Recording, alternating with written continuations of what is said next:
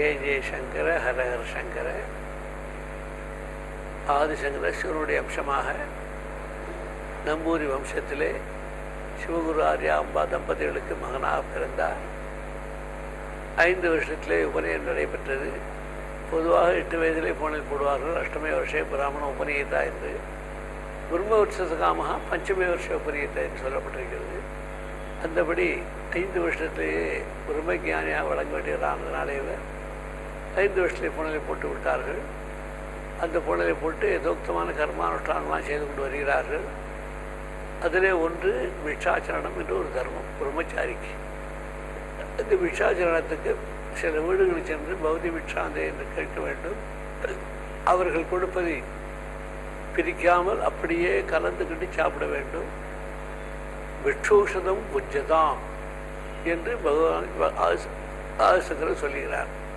பிக்ஷூஷதம்னால் பிக்ஷை வாங்கி நட்சத்திரத்தை எப்படி சாப்பிடுமோ அதுபோல மருந்தாக நினைத்து கொண்டு சாப்பிட்டுக்கிறேன். வியாதிஷ்ட சிகிச்சைதான். வயத்தில் ஒரு வலிங்கிறது ஒன்று இருக்குது, அதை போக்கடிக்கிறது பிக்ஷையாகிற ஔஷதத்தை சாப்பிடுகிறார். இப்போ பிக்ஷ ஔஷதத்தில் வருவது நல்லா ருச்சி பக்கமாக எல்லாம் ஒன்றுனா போட்டு சாப்பிட்றது கிடையாது. மருந்துன்னா கஷப்பு எல்லாம் சேர்ந்து தான் இருக்கும். அது சாப்பிட மாட்டேன்னு சொல்ல முடியாது. அதெல்லாம் சாப்பிட்டா தான் வியாதி நீங்கும்.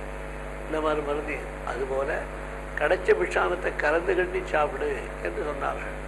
அப்படி கலந்து கட்டி சாப்பிடுவதற்குத்தான் பிக்ஷை என்று பெயர். அப்படிப்பட்ட ஒரு பிக்ஷையை எடுத்து எல்லாவற்றையும் கலந்து விட்டு சாப்பிடுவதற்கு தயாராக முன்னாடியே அந்த ஒரு வீட்டுக்கு சென்றார். அங்கே பௌதி பிக்ஷாந்தேன்னு சொன்னார். அந்த வீட்டில் மிகவும் ஏழையான ஒரு பெண்மணி இருந்தாள். புருஷன் வெளியூர் சென்றிருந்தான். அன்றைய தினம் ஏகாதசி.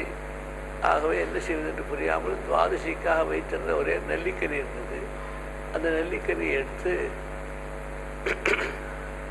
ஆதிசங்கருக்கு போட்டார்கள்.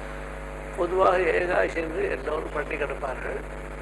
ஆனால் 8 வயதிற்கு மேற்பட்டவர்களும் 80 வயதுக்கு மேற்பட்டவர்களும் பட்டி இருக்க வேண்டாம் என்று சொல்வது தர்மசாஸ்திரம்.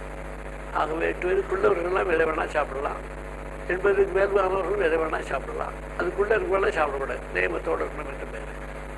அந்த வகையில் ஆதிசங்கரும் 5 வயது 6 வயது ஆனதுனாலே சின்ன வயசுக்குள்ள நிலையிலே ஒரு பிக்ஷை வாங்கி சாப்பிடுறது சென்றபொழுது மறுநாளைக்கு இருந்த உயர்ந்த நெல்லிக்கனி இருந்து அந்த நெல்லிக்கனியை எடுத்து மிகுந்த பக்தியோடும் ஸ்ரத்தையோடையும் பழக்கத்தோடும் நெல்லிக்கனி ஆதிசங்கருக்கு பிக்ஷாந்தேகின்னு போட்டாள். போட்ட உடனே அதை பார்த்து ஆதிசங்கர் மிகவும் சந்தோஷப்பட்டார்.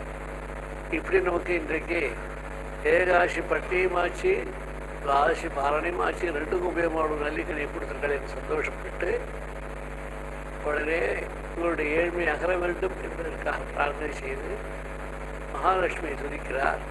மகாலட்சுமி ஸ்தோத்திரம் செய்த உடனேயே மகாலட்சுமி சொல்கிறாள், இவள் ரொம்ப பழைய வினை பயனாக ஏழ்மையாக இருக்கிறாள், அது எப்படி நாம் போக்கடிப்பது என்று கேட்கிறாள். அதெல்லாம் பரவாயில்லை, அப்படிப்பட்ட உயர்ந்த ஏழ்மையில் இருந்தாலும் விதியின் பயனாக ஏழ்மையாக இருந்தாலும் கர்மத்தின் பயனாக ஏழ்மையாக இருந்தாலும் என்னை போன்ற ஒரு ஞானிக்கு சிவாம்சமா உள்ள அவதாரம் உள்ள சங்கரனுக்கு கொடுத்திருக்கிறாளே, அதுவும் பக்தியுடனும் ஸ்ரத்தையுடனும் கொடுத்திருக்கிறாளே, இவனுக்கு மழை பெய்ய வேண்டும் என்று பிரார்த்தனை செய்ய உடனே ஆதிசங்கருடைய வாக்கியத்துக்கு ஏற்றவாறு அதை கேட்டு சந்தோஷித்து அங்கம் ஹரே புலக பூஷணம் ஆஷ்டயந்தி மிருங்காங்கனே நிகிலம் கருணாகராரம் என்று ஆரம்பித்து அங்கீகிருதாகில பூந்திர பாங்கலீலா மாங்கல்யதாஸ்து மங்கள தேவதாயாக என்று மகாலட்சுமி மீது பல ஸ்லோகங்கள் எல்லாம் பாடி முடித்தார். முடித்த அந்த க்ஷணத்திலேயே ஆகாயத்திலிருந்து ஒரே வழியாக ஒரு செகண்ட் தங்க நெல்லிக்கர்களாக விழுந்தது. அதுவரை அவரும் இருந்து பார்த்தார். நம்மாலும் பார்த்தார், ஆச்சரியப்பட்டார். இப்படி ஒரு தங்க நெல்லிக்கை நமக்கு கிடைக்கிறது. ஒரு உபயோகம் இல்லாத ஒரு தங்க நெல்லிக்கை கொடுத்தோம், பல உபயோகம் பண்ணக்கூடிய அளவுக்கு தங்கத்தினால நெல்லிக்கை நமக்கு கிடைச்சது. பல காரியங்கள் அது மூலம் செய்யலாம். தர்ம காரியங்களை வேண்டி சந்தோஷத்துடன் நம்ம பெருமிதப்பட்டார். அப்படி பெருமிதப்படுறதுக்கு காரணம் ஆதிசங்கருடைய ஒரு மிரகல்ஸ்.